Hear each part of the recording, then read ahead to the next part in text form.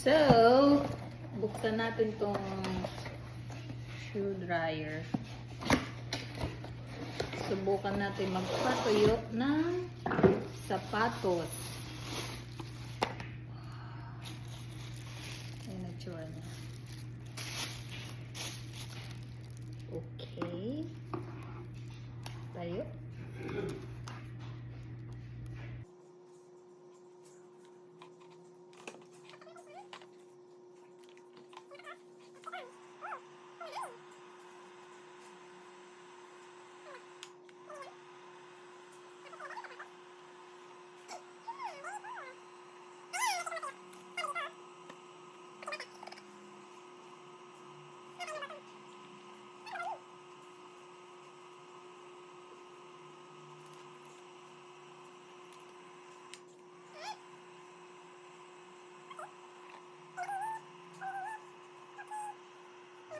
So, ayan siya.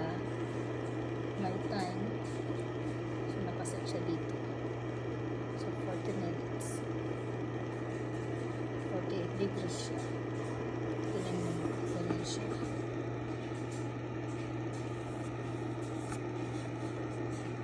Gagawin ko yun ng sapatos.